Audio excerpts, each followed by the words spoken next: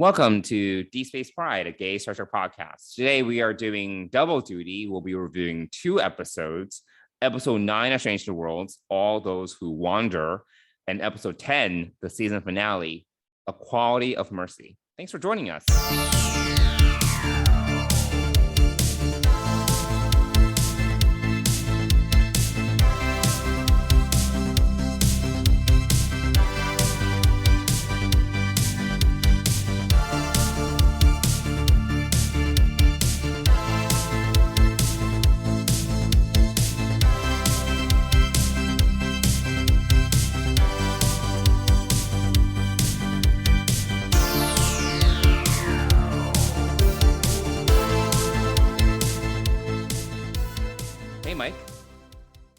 Hey, Johnson.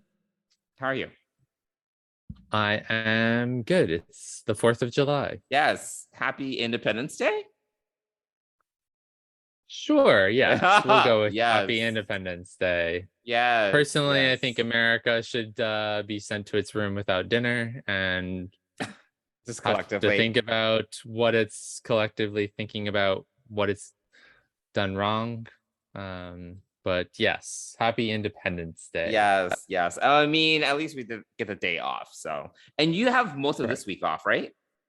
I have this week off. This is this entire week. Fuck you, man. Entire week. I know. Very lucky. Yeah. You're not really I working that many days in July. I am not. I worked Monday and Friday and Sunday, and which is yesterday, and then last Friday and the 1st, and yesterday the 3rd, and then and then I'm you're done until the 11th, and so I work 2 days. Are you in vacation mode already? No, I think this holiday screwed it up a little bit because it's just a weird day. Wait, what do you mean? No, it's just a weird day because everybody's off. Like the city is quiet. Like it's a different vibe in the city on a holiday. Mm-hmm. So it's a lot quieter, and which is totally fine. I don't mind that at all. I mean, that's fine. Please, anytime that the city is quieter, I'll take it. But why should that affect you from being in vacation mode? I don't know, maybe because I worked yesterday, so maybe I'm kind of confused as to I worked yesterday, so today is Saturday. I don't know. Okay. In my mind, I don't know. It's different for some reason. Yeah. Well, so you can't really complain. I'm not complaining. It's nice to have a week off that does not come out of my PTO, so I'm super pumped about that. And it has been a long year, so for work reasons, so to have this as a nice benefit is I'll take it. Yeah. Meanwhile, I've maxed out my vacation days and I'm no longer accruing because I haven't been taking them. So you need to take them. I understand. Yeah, I'm actually pretty bad about taking my vacation days. So no longer accruing. I don't know. I'm gonna try to take a couple days later on. That means you've accrued 240 hours of PTO.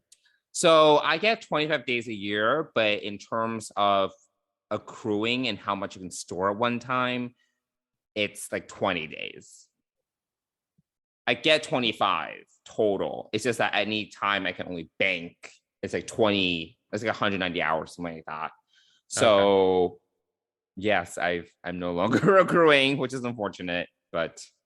Yes, I'll take that should be a warning to all that you should take your vacation days, else they stop accruing. Yes. So that's where we are. I'm planning to take a couple of days later on in July, and hopefully I'll start to accrue again. So we'll see. Yes. Why don't you just not work Fridays for the month? Well, we get summer Fridays actually. Oh, so okay. It's half days. So it's kind of might as well.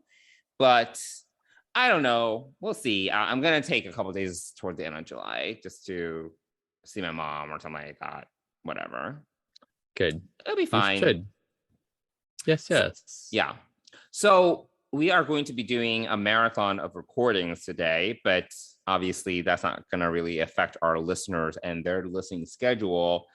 But today we will be recording 2-3 episodes, I believe. And then this week, so everything's also out of order. Because by the time that our listeners listen to this episode, they will have heard our interview with Will Wheaton. And if not, they should go back and listen to that right away. Correct. That was a lot of fun. Yes, because we'll be releasing this episode, the one that everyone's listening to right this second. I'm like, pointing for emphasis, but no one can see that. You are. Other than you. Yes. This episode will be released the week of July 11th, which is very far in the future. That's like a week in the future or a week in the future for us. Yes, it is. It's a long time away, and yes, correct. And I will be in London, and you will be, by the time this episode releases, you and Dennis are flying out to Asia. So yes, we will be in Asia by then, I think. Yes. It's kind of weird. Yes. So yes. And the only reason we can do this episode is thank you to Paramount for sending us screeners. So we were able to watch the season 1 finale, Stranger Worlds, in advance. And so we'll be talking about 2 episodes today. We'll try to not keep it extraneously long, but at the same time, there's a lot to talk about. So we'll see how far we get. Yes. Well, we should get right into it then. Yeah. Well, before we dive in, is there any Star Trek news to talk about? Not really, right? No, there isn't. So we have no Star Trek news. We have no idea what's coming up after this coming Thursday, or after everyone watches the finale. We have no Star Trek for who knows how long. Right. So for the first time in, what is it now? A year? Almost a year? It's been 11 a while. Months. Mm-hmm. 11 months. Didn't it kick off last summer with Lower Deck season 2? And I'm not keeping track, Mike. I don't know. Anyway, so we've run the well dry. We're going back to the olden times where there was not Star Trek every week. Yeah. But it's okay, because honestly, there's a lot of other things to watch and talk about. So it's fine. Which we're going to do a whole nother episode on. So yes, I'm actually very excited for our off topic, because we haven't done a deep dive into off topic recently. And there's a lot of great content out there other than Star Trek that we've touched on it, and we've touched on it. Yes, because our enthusiasm has bubbled over. Yeah, it's like there's so much other good shit out there, So there is, and we're not going to spoil any of it, but we are going to highly recommend some choices and what you can watch during this time of no Star Trek. Well, we can spoil a little bit, but obviously we'll give spoiler warnings for people. So yes. Not spoil extensively, but I do think, for example, I feel we need to talk a little bit about Obi-Wan Kenobi, which I finally finished. And finally. Okay, yes, we should. The last couple of episodes. One of my choices for the off topic. Yes. Okay, well, okay, but that's a separate episode. We're fine. We have 2 of us to talk about right now, so it's fine. So why don't we get into it? Unless you had anything else, Mike. No, let's just get into this. All right, great. All right, so first off, we have All Those Who Wander, episode 9 of Stranger Worlds, which we did talk a little bit about last week, but let's just start fresh this week. Emery, you don't have to do this. But, Captain, my sacrifice saved the lives of those I care most about. For me, there is no other choice. A logical conclusion. Live long and prosper, my friend.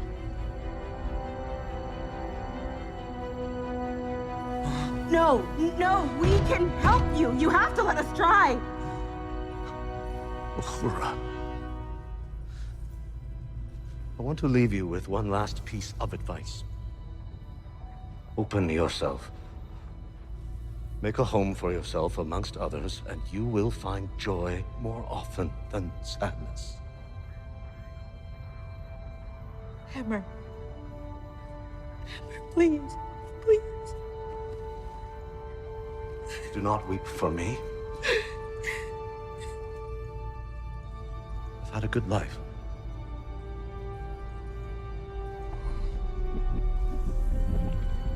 It's time for me to go. yeah, we did comment on the death of a major character, Hammer, Yes. which gets sadder and sadder the more I think about this. But Yeah. yeah, so we have that.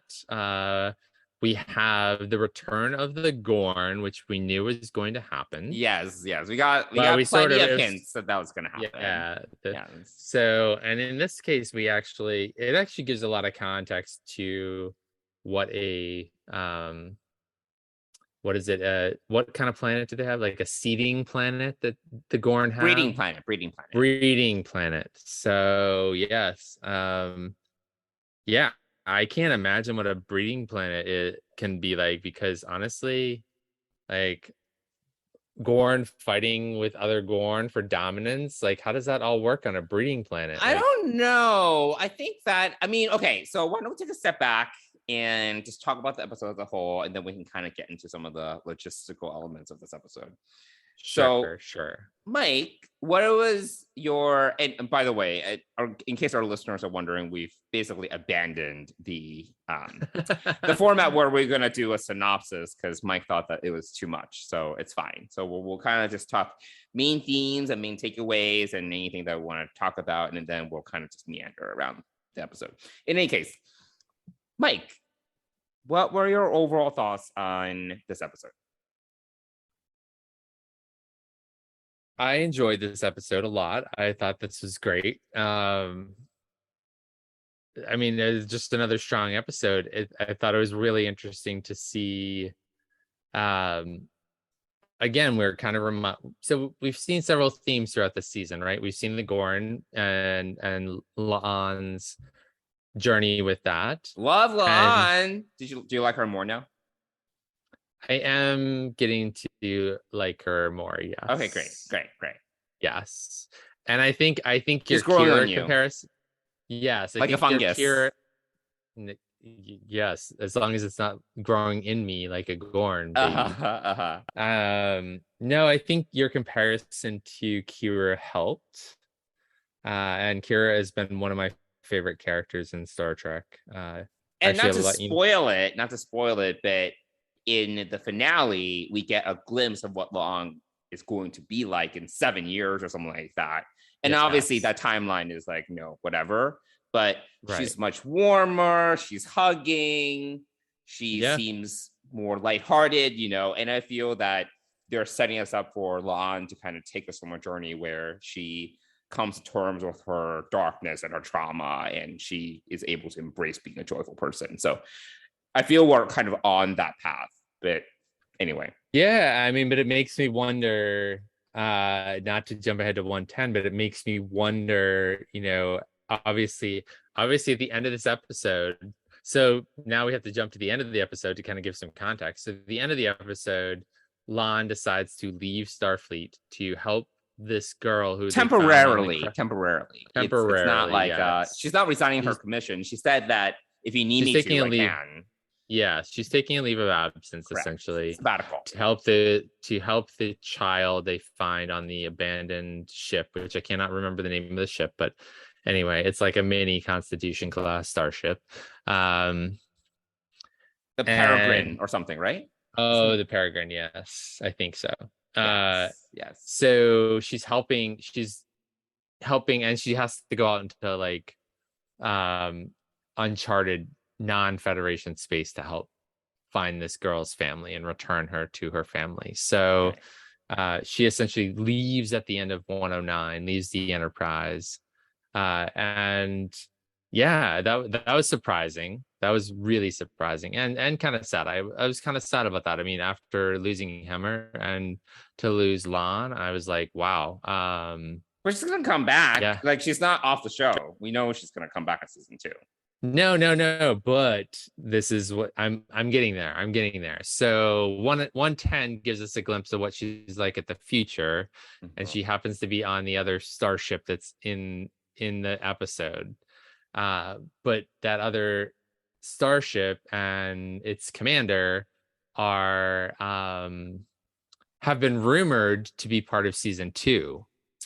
I feel we can talk about. We're talking about both episodes in the same recording, so True, we can true, talk yeah. I about mean, the I'm- Farragut yes. and Kirk and and Kirk, yes. Yes. So yeah, we should really back up and put a special warning at the Well, beginning. by the time that everyone is listening to this episode, it's gonna be a week after the finale. Yes, okay, fair enough. So we have Kirk and Lon on the Farragut in the future.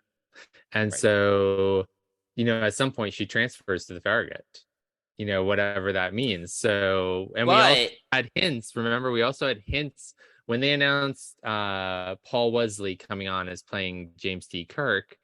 There were set reports, quote unquote, that showed Lon and Kirk together. Yes. And Kirk together. Right. So Right. I'm concerned. I have some concerns that Lon may return to Starfleet, but she may not be back on the Enterprise. But the thing is, this future is also kind of ambiguous because in this future, Una has also been sent into a penal colony. So we know that number one, it's not going to be stuck in a penal colony for 7 years, so we know that that's going to change somehow. Well, we don't know what's up with. That's the other thing about the finale is we have no idea. Once again, we lose a commanding officer. Right, but I'm saying, okay, season finale. Rebecca Romaine is on the show. She's not stuck in the penal colony for the rest of the show. You know what I'm saying? Yes. So, I assume we do assume that they will be getting her back at some point. Right. Yes. So in that case, the future is already changed. I mean, Milan will be back on at the Enterprise because of that. Because if the future was static, then Una would be no longer on the show. Like she would be stuck there. Right. Yes. Okay. Fair enough. Yeah. I mean, it's hard to get this once you throw a time crystal and all this stuff in the middle of it, like shit goes wacky. So I mean, sure. It's all very confusing. But anyway, so yeah, I mean, so going back to this episode, you liked it. By the end of 109, all those who wander, like they're wandering in the wilderness. All those who wander. Yeah, which I think is really referring to Uhura and her journey. Blah, blah. Yes. Getting back to that, to lose both Hemmer and La'an and also Uhura, technically, because she's scheduled to leave the ship. Like what kind of crew are we gonna have in season 2? I mean, half the crew is dead or left. I was unclear about that. So I was unclear because yes, we're told that Uhura, her rotation's over. But I feel by the end of the episode, we almost kind of get a sense that if she wants a post on the Enterprise, it's hers. I'm not quite sure how that's gonna look. But I mean, based upon what the first scene that we get in this episode, she and the girl who dies, the other intern, their time on the Enterprise has come to some sort of end, and I don't know if they go back to the Academy. That I don't recall exactly what is next for them, but right, we don't know. Yeah, so it just feels like by the end of 109, I feel very unsettled. Right, and 110 doesn't help us. 110 it doesn't really 110 does resolve not anything. help at all. Right. No, it does not. Right. So yes, I feel very unsettled about the crew of the Enterprise under Pike by the end of season 1, and I feel for him. I mean, I feel for him. So yeah, so there's that. But this is a proper monster story. Like it's sort of it's got obviously it's got the feel really of Alien. Oh right? my God. Yes. But almost like too much. It's almost a little like you have like a new girl character who looks she looks like Newt. Like she looks like she's dirty. She does, her hair is like frazzled. Yeah. She literally looks like Newt, which doesn't help. Yes. And it's one thing to kind of have an homage, and another thing, it's almost ripping it off. Because literally the way that the Gorn come out, it's very much like the Chestbusters. It was a little too on the nose in terms of the reference to Alien, like it a little too close. Like when we're talking about the submarine episode, whose name escapes me because it's like Latin or something. It's not English. Memento Mori, is that what it was? Oh yes. Okay, thank you. So that one was at least, it's kind of like a submarine movie, you know, like it's a little bit like Hunt for Red October or Crimson Tide. Yes. This is literally like, it's legit like ripping off Alien, you know, and I'm like, well, like including the like, you know, the acid saliva or, you know, whatever, and like obviously they have some of their own twists, but I'm kind of like, all right, it's a little too on the nose. And a little bit of Predator with the thermal vision too. Like I'm like, I get it. Yes. Yeah. Actually, I think it doesn't mimic more Aliens than Alien. I forget, because one is in space and one is more on a planet. I can't remember which is which. Though, right? They both take place on a planet, but it's more Aliens. It's a little bit more Alien. The sequel. Alien 2, sequel, whatever. Yeah. Okay. Yeah. Very, very Aliens. Yeah. Which I, watching it, I didn't really pick, I sort of got to a little bit at, not right away. I wasn't, because I was in Star Trek. I was, I wasn't thinking about other franchises. I mean, I think it really immediately. I was like, oh my God, oh, well, that is actually like 20 minutes into the episode. So you can get yourself into the story pretty far and not realize that you're sort of reliving Alien or Aliens, and until you meet this girl and her very strange companion, and then you see what happens in sickbay, right? So you don't like, so it's that piece of that part of the story. But before that, you hear like little clang, Spock hearing clanging in the shafts. You hear all this creepy stuff. You see blood, you see these, frozen bodies, you see all kinds of stuff that is not necessarily reminiscent of Aliens. It's not like you have no idea. We have no idea what we're going into. No, yeah, no, I agree. Once we reach the girl and Buckley starts to, he starts to like shake violently, I'm like, I really got, it hit me that it was Aliens. Which happens to be one of my favorite sci-fi movies. So, okay. Yeah, I've seen it quite a number of times. So I was just like, okay, all right, let's scale back on the Speaking copy. Of which, can we see, are those on any streaming platforms now that I think about it? Aliens? Maybe it might be. I think it might be on Hulu actually, but okay, it's been a while. Well, let me know. I now I have a feeling for watching this. Excellent movie. One or both. So good. It's either on Hulu or HBO Max. Anyway, I really did like the beginning of this episode with the whole briefing in Pike's quarters. With the breakfast and everything. I want Captain Pike to cook for me. I mean, absolutely. And apparently he's just a great cook, and he loves cooking, and I just really like the feel of the scene. It was very just warm, and it was like a family meeting, and it was like very much like a family meeting. Yeah, and I really like that. And we get a little bit of that, and we mentioned this before. We get a little bit of that with Sisko. He'll cook in his quarters, and he'll invite the crew over. But here, it's like I feel we get a lot of that. Like we get a lot of that. Well, it's been a theme throughout this whole season, right? As a lot of Captain's Dinner in episode 2. So we get a lot, and even from then on, you have a lot of meetings in the captain's room, in the captain's quarters. He has a space for it. He has a space to host. He does. And his fireplace is amazing. He's a fireplace. I can't. He does. It's crazy. It's ridiculous. Fire on the Enterprise. That sort of goes against everything. Seems dangerous, but yes. Sure. Anyway, so I agree that opening is very warm compared to what we go to an ice planet where the Peregrine is crashed down. almost a la like Discovery at the beginning of season 3, right? When they crash on the ice planet and the alien fungus sort of gets to it. So yeah, the parasitic ice, whatever, parasitic ice. whatever Thank shit you. that is, whatever. Yes, the but parasitic ice. But I love the tone that Pike just sets for his crew. Yes, I agree. Yes, it it is a so great. much. It does so much. And for the he show. lets them. So this is the other thing about Pike that I really like, and sort of I was like, he's not getting mad at these guys for getting mad at each other. Like Sam is going after Spock, so fucking which I annoying. thought, Sam Kirk was so which I fucking thought was annoying. a little extra. Is it extra? It is extra. And Sam Kirk is just.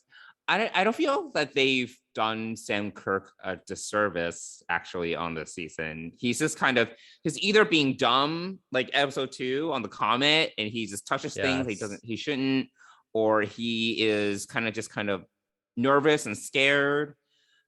We got that one scene in the mess hall where we're talking to Uhura and he's talking about Lon and he's like, oh, hey, conflict, bye bitches. And in this episode he's just like freaking out. I'm like, I don't understand. He can be more professional. Yeah. And Pike is pretty chill about it. He's pretty calm about it and letting them kind of blow off steam and then pulls it back together, but he doesn't reprimand a lot, at least not in public, which is a good policy to have, right, as a captain. But it does seem a little extreme, like trying to, but conflict is healthy. People are not meant to always get along, but anyway, so there's that piece, that's, interesting to kind of observe him as a well-rounded leader, a leader, not leadership, but as a well-rounded leader. So it's very interesting.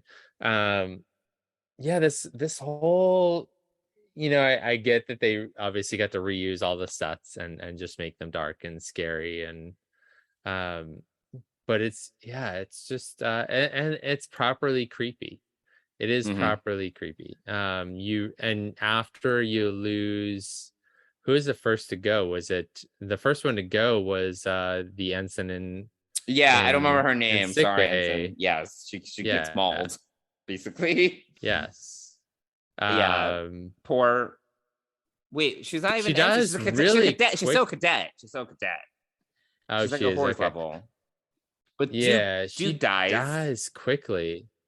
Yeah, just like goes for the jugular, I guess. I don't know. I guess, yeah. I mean, yeah, it's pretty crazy. So then things kind of take a turn for like, oh shit, and Chapel gets freaked out and like somehow the ship doesn't have power, but the emergency medical force field works in the CMO's office. So we'll just jump up on there on the desk and like be in the protection there, which I thought was oddly uncharacteristic of her. I mean, this is a pretty extraordinary situation. I would be screaming and running around like a crazy person. But yes, but that's normal. But this is a very unusual situation. She's not used to aliens popping out of patients and killing people. She didn't see what happened. All she sees is the 2 bodies on the floor. I don't know if she immediately and then she hears things. She sees them scurrying around. No, she actually does. She comes and she sees the last 2 aliens pop out. Actually, I've just rewatched. Oh, okay. She does see them pop out. Got it. The initial ones pop out, and then Buckley dies, and then Cadet, whatever her name is, dies, and then Chapel comes and like, what's going on? And she sees the last 2 pop out because there are 4 come out. Right. Yep. And then she's like, oh my God. Yeah. And somehow I don't even know the girl's name, but she runs away. She sees it happening. So she's clearly saw this before. Newt. Let's just call her Newt. I don't remember her name. Sure, we'll call her Newt. She's seen this happen before. She's not helpful. She's not. No, I'm she's like, not. Okay, so there was one scene. I just rewatched it today, so it's very fresh in my mind. Okay. So there was one scene where M'Benga is scanning Newt and Buckley, and La'an comes and is like, why don't you say something like to the girl, right? And then this is Right, when right, Mbenga yes. is like, stop bothering my daughter because he, whatever. Right. He has He's protective. There's a little bit of flashback there. So I do not love the scene because, first of all, these medical professionals, we know from the captain's log that the medical scanners did not detect the Gorn in the first place, the Gorn eggs in the first place. That was left behind. We know this information. So I'm like, okay, you're doing these scans, you're not detecting anything, but we already know that your scans might mean nothing. So why don't you take extra precautions and put them in a force field or put them in stasis? Because you need to do something more extensive because your normal scans aren't going to do shit. So it kind of bothered me that they weren't taking extra precautions around this whole issue. And then when La'an comes and is like pestering Newt with these questions, Mbenga steps in as being really protective. I'm like, okay, I know you're trying to be protective, but there's not like La'an's questions are valid. Like, there are questions that this girl knows more than she's giving on. Not that she should interrogate the girl, but it's like, okay, but she knows more than she's offering, so don't just stop her. Like, La'an's being overly aggressive and Mbenga's being overly protective, and at the end, first of all, they should have done more extensive scans or taken extra precautions, but then it's like, all right, like their feelings were getting in the way from disaster happening. So yeah. I thought that was their interaction. Yes, I figured, yes. Now, and we've talked about Sam now. Everyone's really on heightened alert. Right. And this is before they even know what's going on. Like before they figure out it's Gorn. Like everyone's just on edge right from the beginning. So it's just it's weird to see these characters in this sort of this level. I mean, and in fact, they need Ripley. They need Ripley to sort things out, basically. Yeah, I mean, who does figure this out? I can't even remember. It's mostly La'an. La'an is the one that like helps to kind of piece things together and help to work with the rest of the crew to formulate the strategy to trap the Gorn.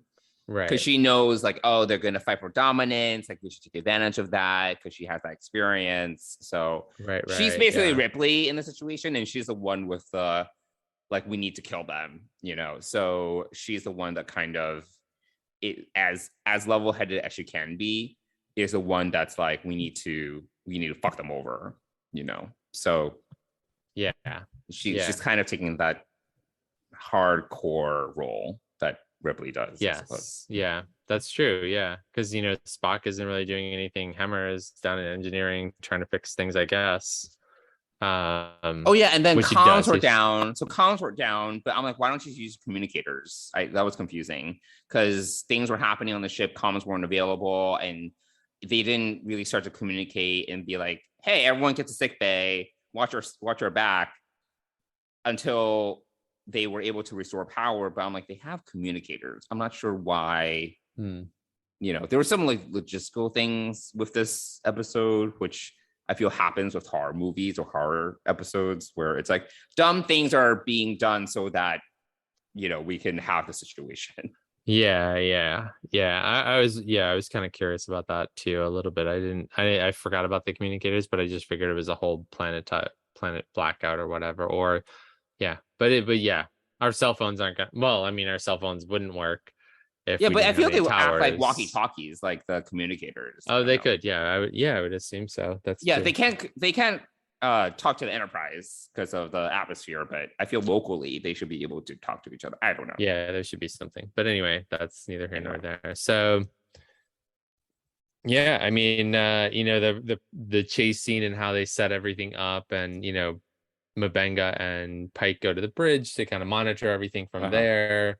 That all happens, and somewhere along the line, I forget, is it when Hemmer and everyone are coming back to sickbay that he gets squirted? Or isn't he and Uhura about to just leave engineering and congregate in sickbay, but then one of the Gorn babies. At that Gets point, him. it's like grown 10 times and it sprays him.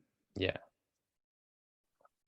So, which we think is just like acid. We sort of just don't think anything of it, really. Yeah, he was like, it burns, but I'm fine. Yeah. So it's really, so we do sort of learn something eventually about how they reproduce by the end of this, but Sure. yeah, it's so, and I think the goodbye scene, like after they finish off the Gorn, which I loved Lon getting out of her cube there, whatever she was in, and like beating the crap out of the frozen Gorn. Like that was amazing. And then to couple that with Hemmer saying, no, we can't, and he somehow locks out the doors, so they can't stop him. I think he either locked the doors. I didn't read the message on the screen that Pike was looking at. I think it's either there was a malfunction to the cargo bay, or like I think it was locked out. I think he locked locked out. them out so that no one could stop him. So, But do you think that obvious- La'an knew that Hemmer? This was unclear to me. La'an seems to know that this is how the Gorn reproduce. So she knew that Hemmer was going to, that this was going to happen to Hemmer. I don't know that she knew. She may have suspected, and then it could have been just Maybe a she matter deduced of, by the end or something. yeah, by that the this was end the of how situation. this all happened.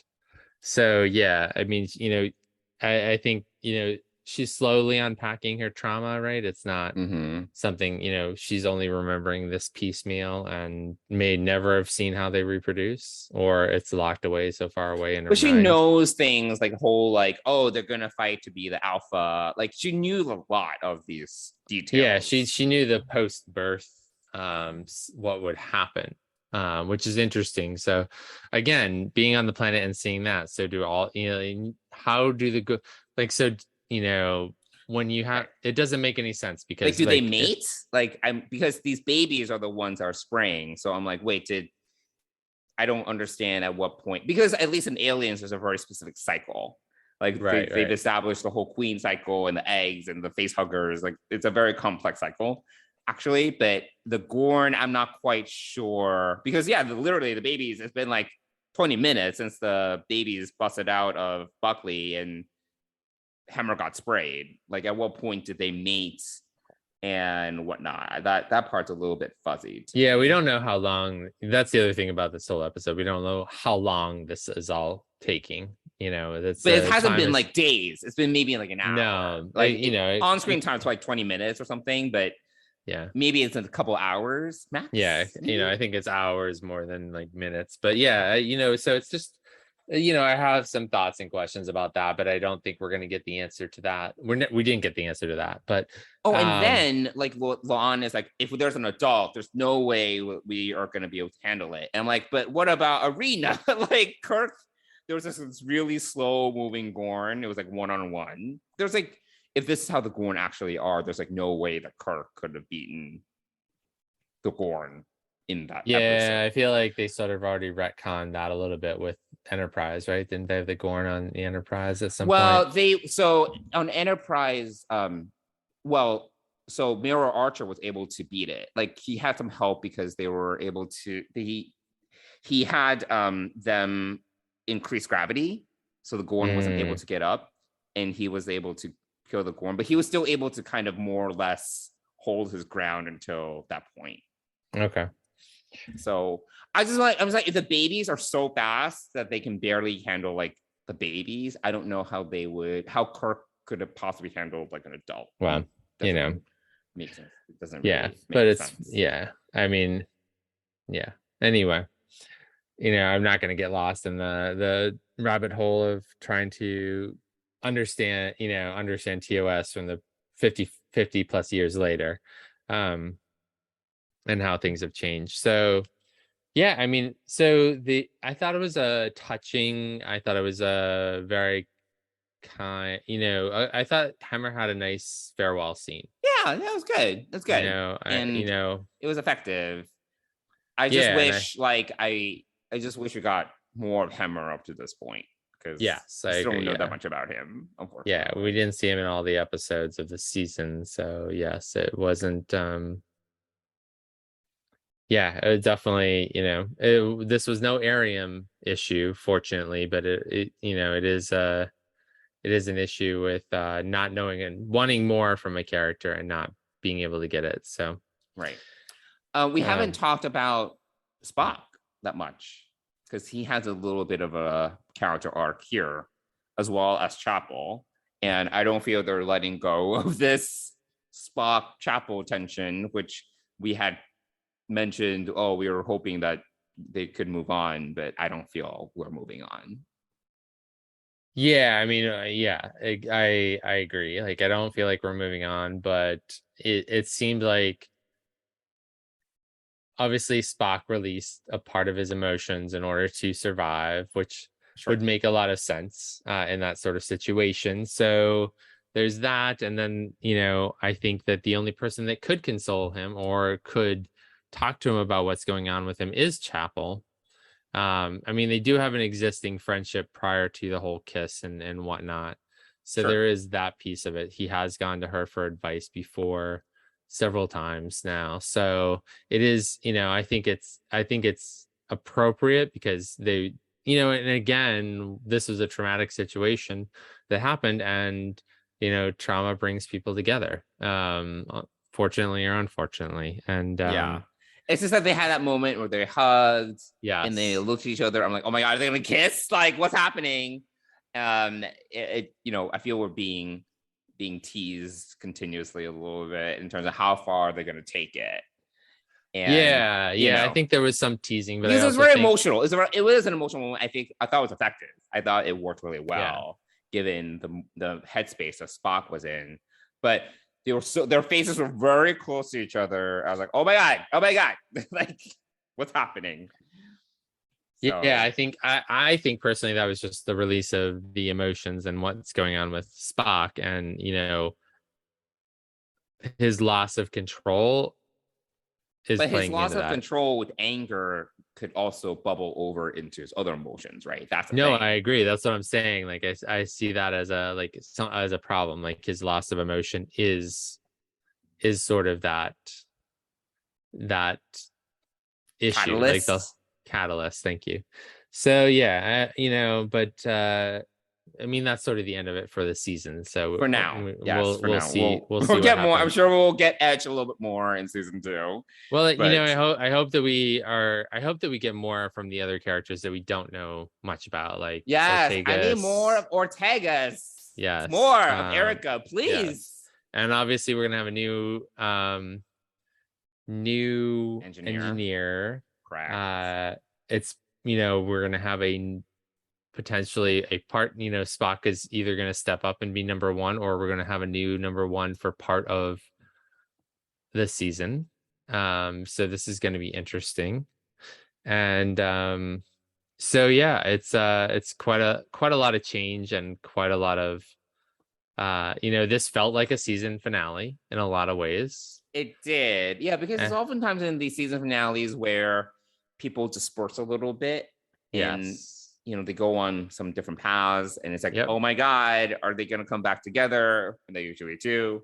Yeah, but it did. I mean, I feel like they could have tacked on the Una piece onto this episode, and that would have been it. And like you could have had this movie length special episode, Equality of Mercy, which I think we should get into. But I think that the only piece of that, the puzzle from 109 being the finale, is the fact that Una also gets taken away, so which is the end of episode 10. So right. Yeah, I was shocked by I'm still shocked by like how that all got out. Like how did that get out? But anyway, what get out? What? How did Una's information get out? Oh, I'm sure we'll learn more in season 2. So I'm hoping it's not from La'an, because she's really. No, I don't think so. I don't know. Like being they're friends. I don't think so. Yes, they are friends, but that Lan can be very legalistic, and she felt betrayed by Una not sharing this knowledge with her previously. So I think there's a potential for that possibly to be part of that. But anyway, anything else about 109 you think we should talk I think about? that a lot of people knew, though. I mean, La'an, Pike, Chapel, Mabenga, and who knows who else was in sick bay when she was talking about it. Right. So I could see what you mean about La'an, though, because they did have like a moment in that episode, but the Leary episode, but which makes me think that so. La'an might go to the Farragut and with Kirk go and like rescue Una, like, and that might be that whole like piece of that possibly, because they, the speculation is that they were outside of the Noonien Sung Institute or something like this on wherever they were. Wait, what are you talking about? So the set reports when they told us about Kirk being in the show were that Kirk and La'an were on some planet in some street, and down the street from them was like the Noonien Singh Institute. What? Yeah. Oh, I haven't heard about those. Yeah. So maybe that's where Una is being kept, and they are going to rescue her. So, though I do have to say, like, the Federation, and we get a little bit of this. I don't really get the whole penal colony situation, because Tom Paris was also, I think he was being sent to a penal colony. I'm like, why are penal colonies still a thing in the Federation? That's very odd to me. And I'm thinking penal colony as in it's like literally you're like laboring, you're a laborer, and you're stuck. I'm thinking Rural Pente, because that's like, probably the most popular penal colony in Star Trek history. But I'm like, why does the Federation use penal colonies? That seems just like so backwards. Is that the best way to like punish Federation citizens for violating whatever? Like, does it seem so backwards and old-fashioned? I don't know. I mean, it's, there is the need for prisoning people who have broken the law. Prison's one thing. A penal colony, it's like, I'm thinking like physical labor, like they're just like, you're being punished actively. It's not just like, oh, you have the opportunity to, reintegrate into society, because most prisons, supposedly, there's like the hope is that you can integrate, right? But like penal colony, like you're stuck there and you're like cutting rocks. I don't know. So, I don't know. Right, we'll find out more about it next season, which that is actually the only bit of news that we did have this week, was that season 2 wrapped production. Yes, so we did have that happen last week. So cool. All right. Well, anything else about All Those Who Wander before we get into the season finale? No, let's talk about this season finale. Okay, Let us great. talk about Okay. Let us talk about Pike in a Red Admiral's uniform from the movie franchise, please. Cool. Sorry. It's just this room brings back a lot of memories. Is this some kind of Joke? No.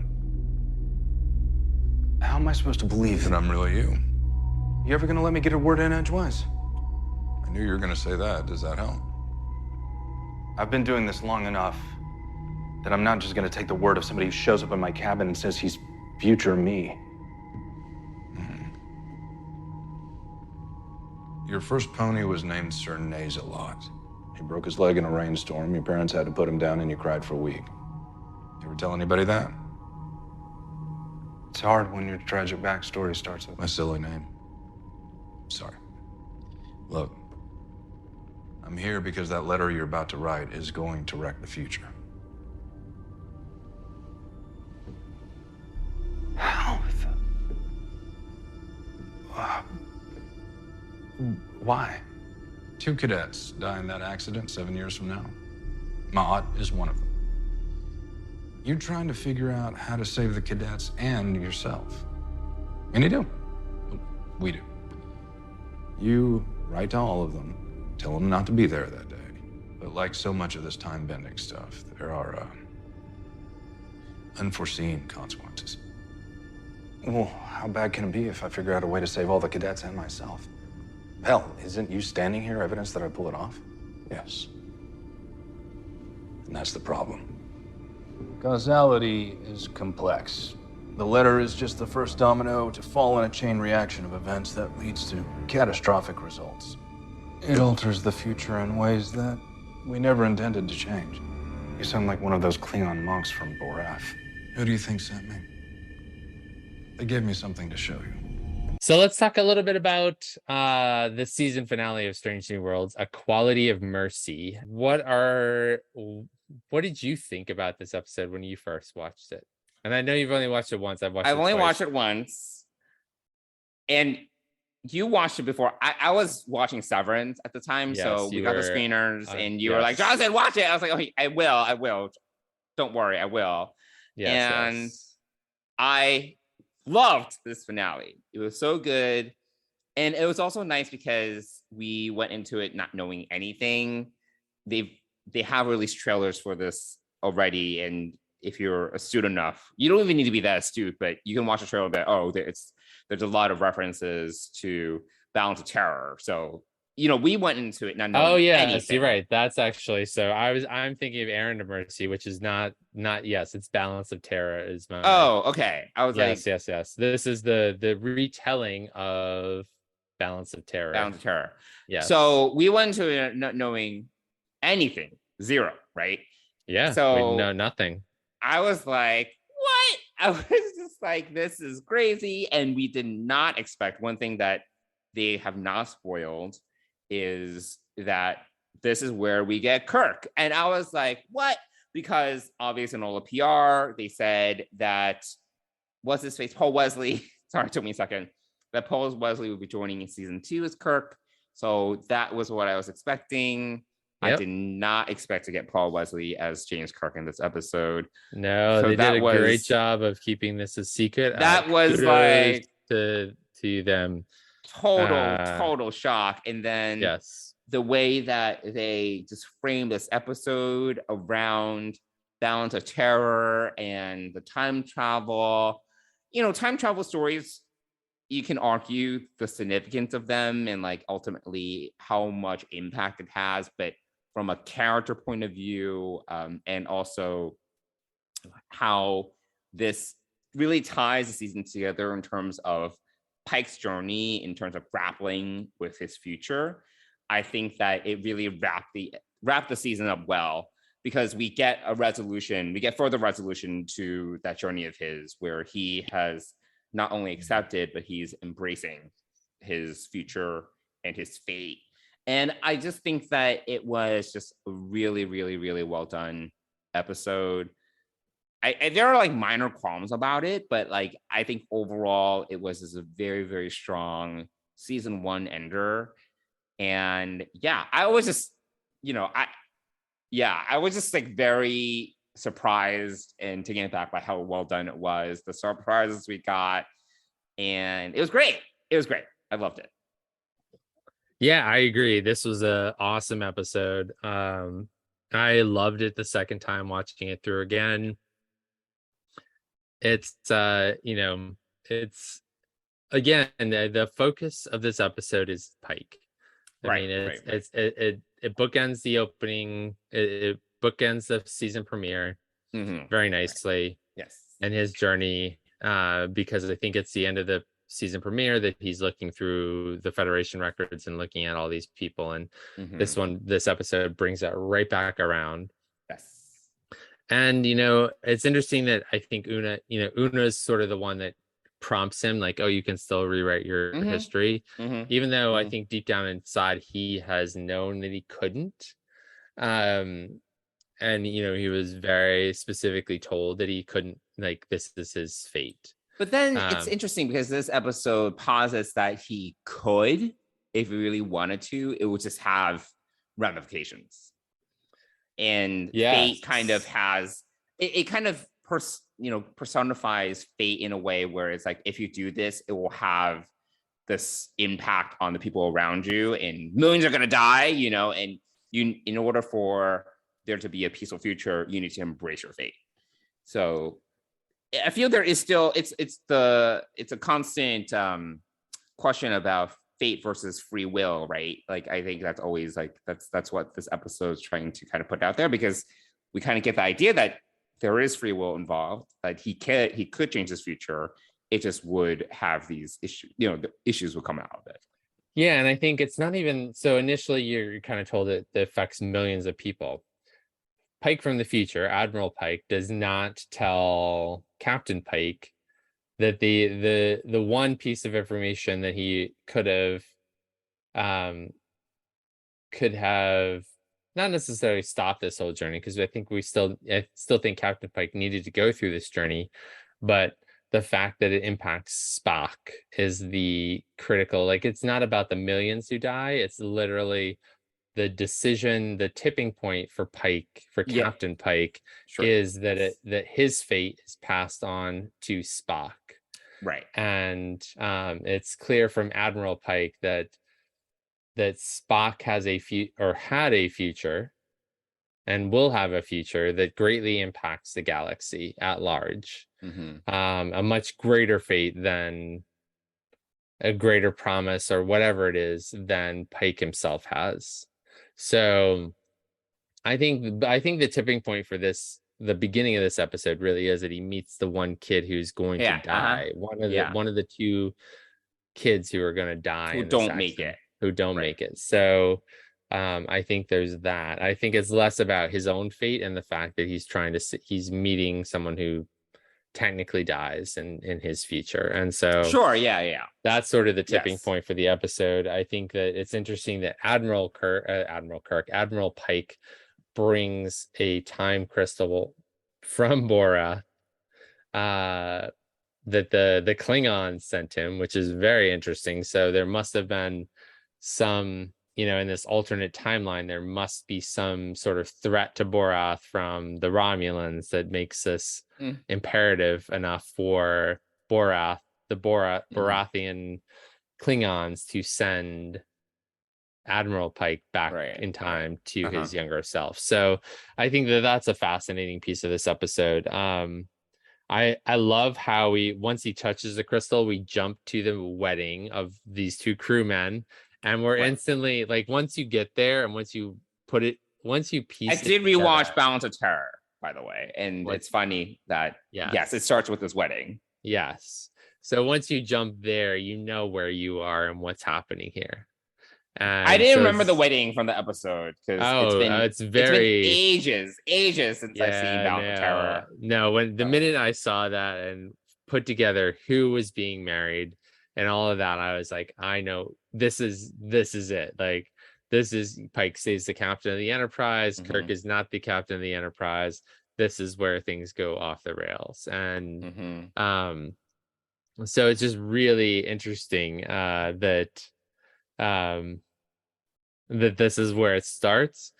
One of my favorite parts of this episode is my favorite pieces of this episode is the lighting is so well done in this episode. And if you pay attention, like, it mimics Balance of Terror so well. Okay, I need to rewatch that episode. Yeah, you need to pay attention to the lighting on the Balance of Terror episode. Well, I remember the lighting in Balance of Terror because I just rewatched it, and there's a lot of light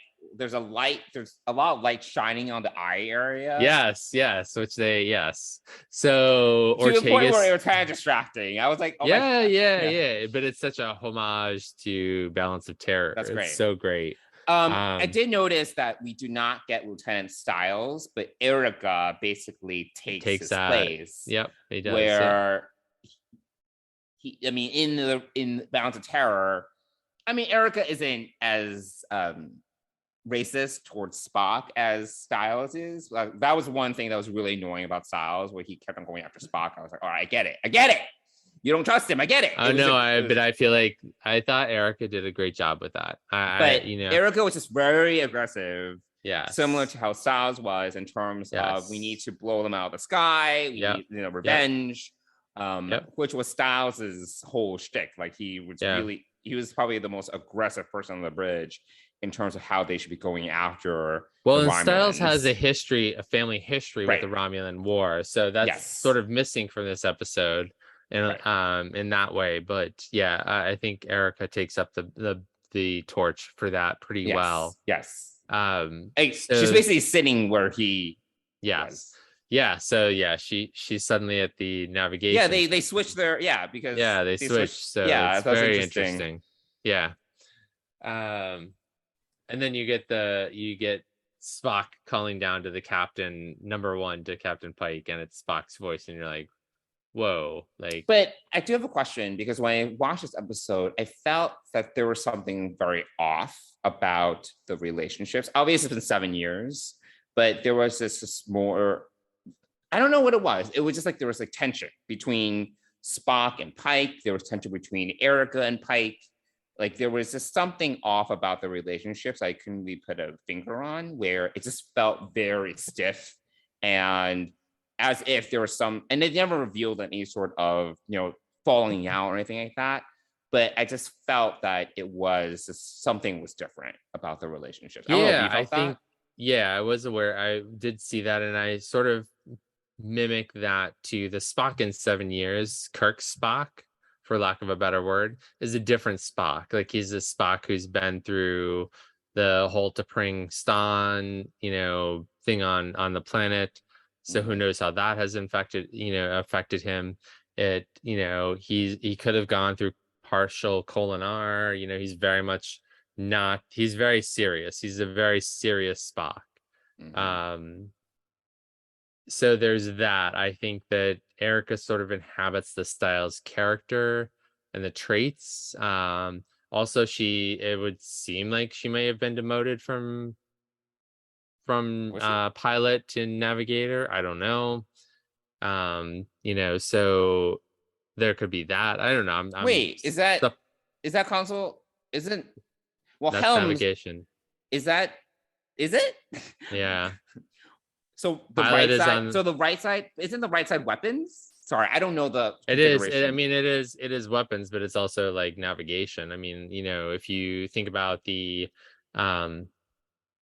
JJJ, JJJ. What is the JJJ? JJ Abrams, or if you think about even is it Star Trek 6, where the stations are labeled, navigation is always on the right side. So it's navigator on the right, pilot on the left, or Is that helm on the demotion left. though? I don't know. What? Is that I demotion? don't know. She's a I don't lieutenant. know. I'm suppositioning that, there's been some, like she's done In something wrong. Erica felt different. Yeah. Like she felt different, and her relationship with Pike felt different. I kind of want to know more, but I don't know if we're gonna get it. No, we're not gonna get it. No, I was I hoping think we would she get a just- little bit of that, but I think they just applied a lot of the Styles Styles a little, mentality yeah, to yeah. her character. Although yeah, it would've because been- there was one point where they were literally like going at each other on the bridge because Erica was being aggressive, and Pike was like, "Stand down!" Like, and he was very, very stern, more stern than usual. And I thought, whoa, there's like a lot of tension. well, that between same them. scene in Balance of Terror, I think Kirk relieves Styles from his post, sends him and confines him to his quarters. Does he? I don't recall that. He did go to the phaser room to help out because they were having issues. After he was dismissed from his post. Oh, his post. Yeah. I fell asleep during Balance of Terror with watching. Yeah. It's a little slow. It's like there's a lot of it's a cat and mouse. It's very cat and mousey. It is, but yes. it It's kind one of of my favorite drags. episodes. No, I mean I have to go back and watch it. I'll see if it- I mean, the pacing of TOS, the storytelling is just very different from what we get now. Oh, sure, of course. Yeah. So I was just like watching, and I literally did fall asleep at some point. So I did miss a couple of things. For TOS, it's a very good episode, but it's still, I mean, there are certain points where it drags on a little bit. They kind of drag on the cat and mouse game probably a little too long, in my opinion. But again, storytelling in the 60s was very different. Yes, absolutely. So yeah, so I think that's what that's about. Like that, you missed that scene where he's relieved from his post. Yes, Not confined to quarters necessarily. But I mean, he's sent to his quarters, but he's not escorted by security, if I'm remembering it correctly. And I don't remember that. on his way to his quarters, and he hears the call to phaser room, and then that's how he, like, no one's responding. I don't remember. I was asleep. Yes, clearly. That's what I remember, and I have not watched it probably in a couple of years. Although Okay. maybe I watched it during the pandemic at some point. I don't I know. probably did. I don't know. I can't help you. In So any case, anyway, yes. so yeah, so the lighting is amazing throughout this episode. It's very different. You can tell that this is a very different time. I mean, it definitely contributes to the ambiance of the episode. Mhm. Um, And the it's- music was yeah, the total music callback. is a lot of callback to the music as well. I mean, it's just it really is. This is so well written and so well rewritten. Per We haven't even se. talked about that much about Jim Kirk yet. No,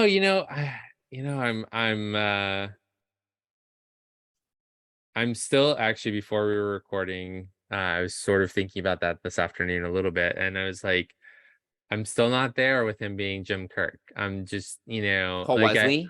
I'm I just not see. there. I'm just not there yet, Um, I was totally on board with Chris Pine in the movies, but I'm just not there yet. And Well, Chris Pine. and I Chris Pine is that he played a different Jim Kirk. Like one that lost his dad.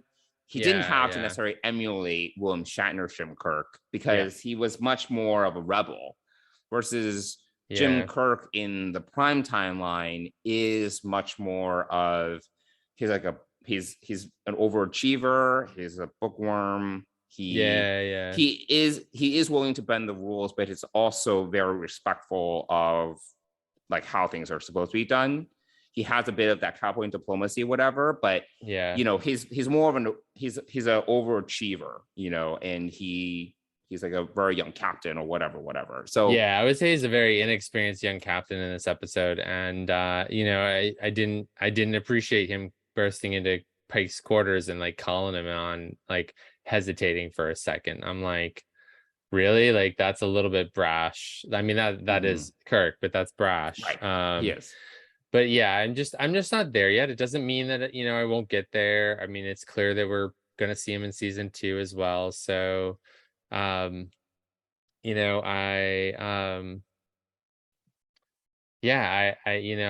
just not there yet. So it's a little bit. It didn't bother me. It didn't bother me that much. I was just I was more just taken aback that we even saw him, that he was even in the episode. I was definitely shocked by the reveal that he was in this episode. I just am not quite there. Like, it's like taking that picture that the promotional picture, and like putting that into real life, like seeing him in a promotional spot versus seeing him act and play the part is a very different situation. And so I'm just, I'm sure I'll get there. I had a crush on Paul Wesley, so it's not like I'm not fond of him as an actor. So as a good-looking guy, so I'm just not there yet that he's Kirk, but I'm sure I'll get there because it's clear that we're going to see him again. Yes, but as a lieutenant on the Farragut. Yes. So anyway, so there's that piece of it. Pike's trying to piece all of this together as he's kind of going along, but he does have a very distinct leadership style, and I feel like he stays pretty consistent with that throughout. Like, how, despite these new circumstances, he very much. But I think the problem here is that he's playing his 7-year younger self, and I think that those 7 years may have, had he, I obviously that it all happened as it happened because Admiral Pike came back, but whether what he saw played out as it did for Admiral Pike is still, for me, a question, because I mean the ultimate outcome is the same, but I think that for me, having a 7-year younger Pike playing in that role in that timeline doesn't necessarily take into account all the things that have happened in those 7 years, like which may explain how like Spock and Erica interact with him very differently than what we're and he's not that person yet. So it's just, that sort of thing. But he does have his very distinct, he's a very thoughtful commander. He is a very methodical, not cautious, but just very he's aware that his actions have consequences. Mhm. And he takes it step by step by step, and I think that that's a very impressive way to be a leader. But Sure. I think in this case, you needed something, as we saw in Balance of Terror, you needed something a little bit, you needed sort of a different take on it, Yeah, like well, I think that's the thing, because you were saying that Jim Kirk as a young captain in where we would be in this point in history, he's more brash. He's willing to. The thing about Pike, and I think what the balance of the decision is, Pike is going to opt to make peace versus Kirk, Right. who is like, okay, like he took Spock's recommendation, which is like, no, we need to be aggressive, actually. Yeah, Which yeah. is normally for a Starfleet captain would not be their go-to route. But they most Starfleet captains that we know and love, they probably would try to take the diplomatic peace route.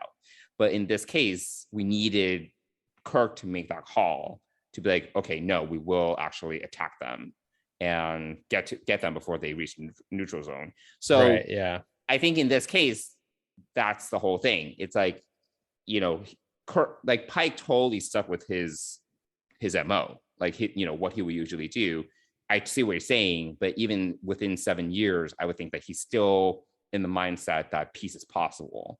Yeah, Which is that's very true. true to his character. But the thing is, I think that's the thing. In this situation, they needed a different call to be made.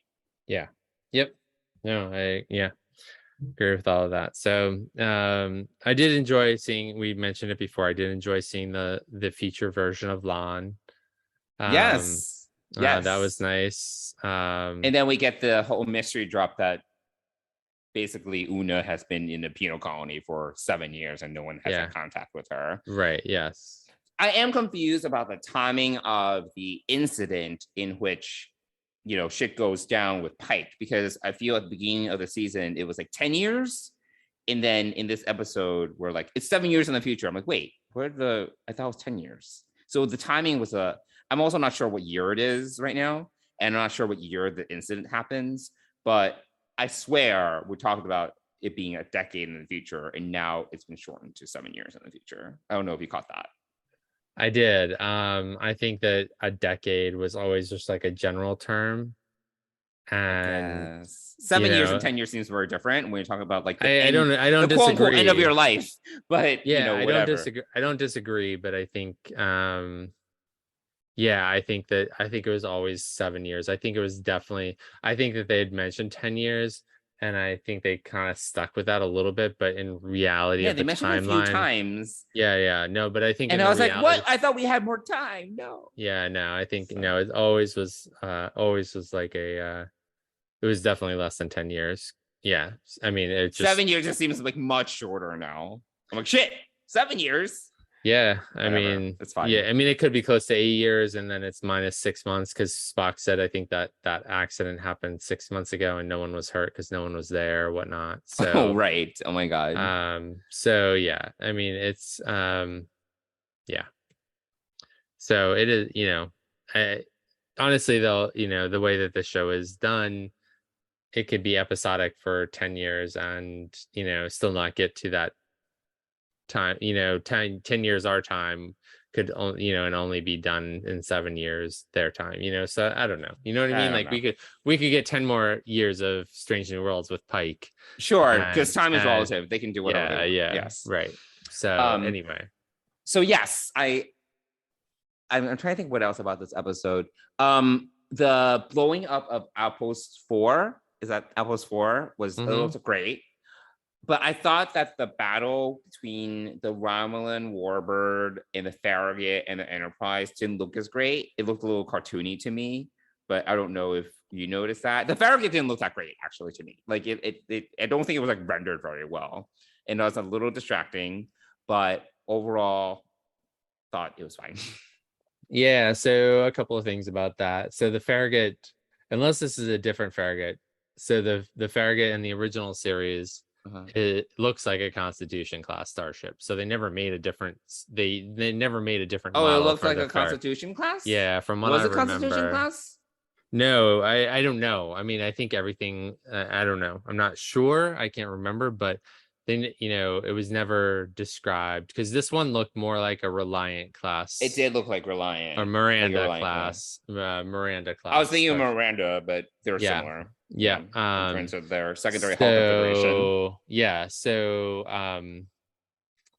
the curve that attaches to the nacelle seems a little weird, but whatever. I mean, yes. But the battle was, I would say, sudden, it was, I don't know. The comet was cool. I like the comet, and that was perfect. Like we get that in Balance of Terror as well. Yeah. I thought it was, I thought the battle was a little janky. I'll say that. It looked a little janky, right? It was like, but I don't think janky to me. Yeah, I think just the way that was, I don't know if it's rendering or whatever part of this it was just very, the speeds didn't match. You know what I mean? Like suddenly, like the way that the Romulans attacked the Enterprise with their plasma weapon, and then suddenly it was like zooming around like an X-wing fighter almost. But also the plasma weapon, it goes in a straight line. I don't understand why they don't just, because that's also in Balance of Terror. I noticed that as well. They're like trying to run away from it. I'm like, can you like at least go left or something? Because it doesn't look it's homing. So in Balance of Terror, it gets much bigger than we saw on screen in this episode. Like it's all well, I mean, you never really see it on the outside, I guess, but we only see on the view screen. You see it on the view screen. It looks like it takes over the entire view screen. So I imagine this super huge thing as it grows. So I think, but I mean, in this episode, we get it's like the width of, it's pretty at max the width of the Romulan warbird. Yeah. Which you can still, if you turn left, you can avoid it. Fair enough. Yeah, I'm not sure. Yeah, don't know. And I also asked you this question. I was like, if this weapon is so effective, I don't know why they ever abandoned it. I know it takes a lot of energy, but yeah, I think it's just super effective. I'm like, it can basically blow up a space station in 2 shots. Like, why don't they use it more often? Once in a while. Yeah. Well, and so that's in never Balance explained. of Terror, it was the only ship that had it. What's that? Yeah, it was almost like a prototype that on that starship, I think, on that Romulan vessel. Oh, well. It wasn't something that was like spread throughout the fleet. Like not every Romulan ship had that weapon. So from what I remember. I don't. Maybe I'm making. You need to rewatch. I don't remember that being mentioned, but I also don't remember. Apparently, I missed key moments of that episode upon rewatch. Well, the plasma weapon does destroy the Farragut, and that's actually a nice shot because you do see that the half the saucer's gone. Yeah, it takes a huge chunk out of the Farragut, so that was a nice effect. Other than that, it's just weird that the way that the Romulan holds still and then it like fires the plasma weapon, but then it like the next shot is like it flying around like super fast and like exchanging phaser fire with the Enterprise, and so it just seemed very disjointed. Like, oh, you have 2 speed, like it just seemed like very different. I need to rewatch that scene.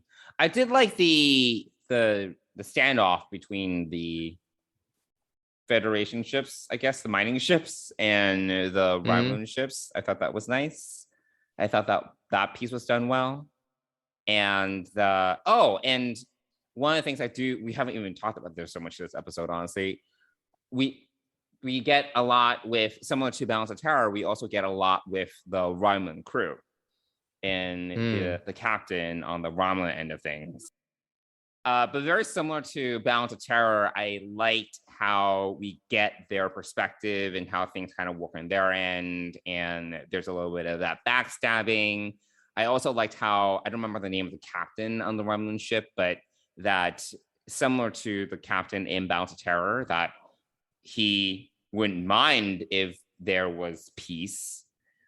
and Right. he would actually offer it, but that sentiment isn't necessarily shared with his crew. So yeah, I thought that was nice. That was nice to have, again, very similar to that episode, both perspectives and what's going on.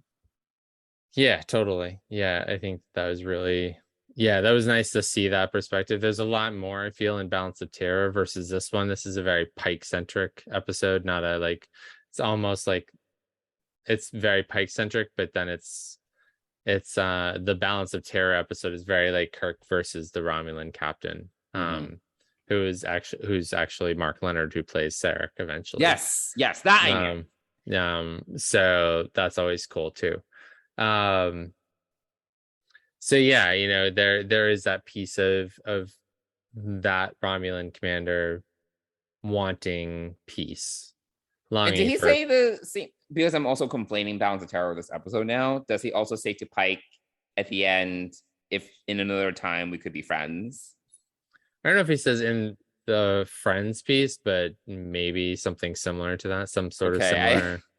I need to rewatch this episode. As he's about to be destroyed, what's happening? Right. He does say something that's similar to what he says at the end of Balance of Terror, but I don't think it's exactly the same thing, to be honest. Okay, got it. So, yeah. Anyway, a lot of great callbacks, a lot of great moments. I loved it. It was just like overall they took some really big swings with this episode. And again, time travel, it's like at the end of the day, how much lost significance, sure, but some of these time travel episodes are great. It's great. Yep. So whatever. Totally. Yeah. All right. Well, that's a good place to end our discussion of A Quality of Mercy. You're like, what's the name of this episode again? I remembered it. I'm sure we'll be talking about this again in the future because it's just such a great episode, and I think it'll have a lot of callbacks that we'll see next season. Obviously, we have the whole question about Una and La'an. And who the new chief engineer is going to be, and we didn't mention it. We got what happens to her. How does she get back to the Enterprise? So there's a lot of but we didn't even mention the Scotty sound alike whatever. Oh yeah, just for that one scene where Spock is in the Jeffries tube trying to fix it. Yeah, you get that. I mean, it's 7 years later, so I mean, by that time, Scotty is the engineer. So I thought that was great. Another unexpected, kind of cameo, but not really. I'm wondering if Jimmy Doohan's son didn't do that. The one who does Star Trek Continues. Does he sound like his dad? Yeah, similar. Yeah. Really? I mean, oh my god, that's funny. That'd be cool. I can imagine that was probably the case, and they probably did get him, but who knows? Well, speaking of, we do need a new chief engineer as well, which we did. We do. I think it's too early for Scotty, so I'm hoping we have something, another alien to replace. If we get James Kirk, I don't know if it's too early for Scotty. I don't know, because I don't think it was ever established when Scotty actually came on board. True. Yeah, but I feel like I think one of the beautiful things about this first season was having another alien crew member as part of it, not just Spock. So I'm hoping that we get some intermediary engineer who will be with them for a little bit longer, and maybe they develop this character a little bit more. Maybe even it's going to be what's the actor's name who played him? Hammer? Who plays Hammer? Another blind engineer. Bruce Horak. Yeah. I'm hoping maybe not blind. He doesn't have to be blind, but he could be, there could be something, some alien that, he could play that would be interesting. I don't know. I hope they bring Bruce Horak back. I think did a great job with Hammer. Did. Sad that he's so gone, hopefully, hopefully they bring him back for something else. So cool. All right, well, there we go. All right. Well, Mike, do you want to talk a little bit about our sponsor? Of course I do. Fansets is the premier provider of Star Trek and other sci-fi and fantasy related pin collectibles. And they are the presenting sponsor of the Trek Geeks Podcast Network and Deep Space Pride. And just recently, as of a few days ago, we have new pins for July 1st. And that includes Captain Giorgio, or sorry, Emperor Giorgio from the Women in Trek series. We also have a mini Deep Space Nine Voyager Delta pin. And we have two more of the Prodigy crew, Jankum Pog and Rock Talk pins that are released that you can get individually. So although as of today, July 4th, Rock Talk is sold out, which is not a surprise at all. Being that while we were at Mission Chicago, that was probably the most popular character on Prodigy from everyone 10 and under. Wait, if no, you ask not Rock Talk. It was Murph. Nope, it was Murph was the most popular. Oh, Murph was the most. Rock Talk was a close second. Yeah, Murph was very, very Murph. popular. Murph was very Kate popular. Mulgrew was like, "What's your favorite character, Murph? What's your favorite speaking character, Murph?" Like it was like, okay, got it. We know it's like Murph. So the only way you can get Rock Talk right now is part of the Series 1, complete Series 1 pin collectibles. I'm sure will restock them, but if you like Rock Talk is also significantly larger than the other pins. So that makes sense. Yeah, clearly. So, but head on over to Fansets, put a bunch of pins into your cart.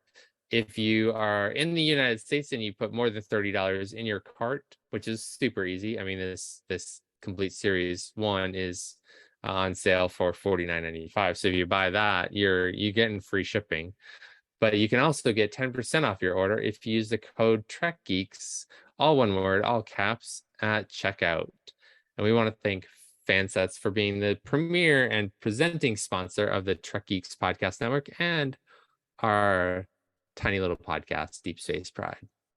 Thanks, Fansets. All right. Well, we would also love to hear from all you listeners, all three of you. We'd love to get a review from you if you like our podcast on your podcast platform of choice. And if you want to reach out to us, you can reach out to us on over email at dspacepride@gmail.com. You can also DM us on Twitter and Instagram. I was like, what platforms are you on? Twitter and Instagram at dspacepride. Cool. There we go. Yeah. All right. All right. Well, that does it for this episode. It's been an awesome season of Strange New World. We're not going to do a season 1 recap because that's going to be too much, but an excellent first season. Really, I don't think there were like any big, like, oh, bad episode, like there were some episodes that were like not as strong, but honestly, overall, love the whole season. Yeah, fantastic first season. It feels been a while since I've been able to say that. So yes, I know. I worry honest about going on to other Star Trek because we won't get the happy Johnson loving things. Happy Johnson. Not Grumpy Johnson. So hey, I've said great things about the animated series. This is a live action series that I basically had an issue with every season, but whatever. Cool. Anyway, this has been a great, I agree. It's been a great season. The cast is amazing. Cannot see what's in store for season 2, which just wrapped. So who knows when we'll see that? Hopefully not too distant future, but we have no idea what's new Star Trek is coming next. So we're just kind of in limbo here. Of course, we record this on July 4th. They will probably announce everything for the rest of this year tomorrow, July 5th. So so you'll have to come back next week to our next episode where we talk about that, maybe, should they announce it on July 5th. So anyway, thanks everyone for listening, and we'll catch you back here next week. Bye, everyone.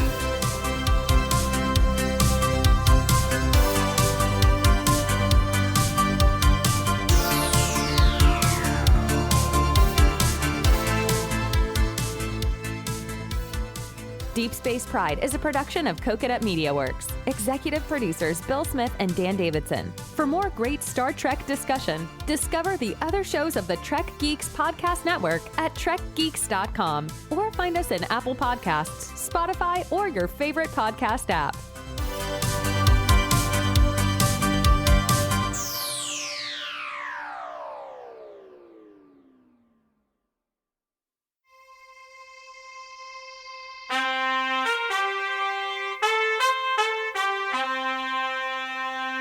Coconut.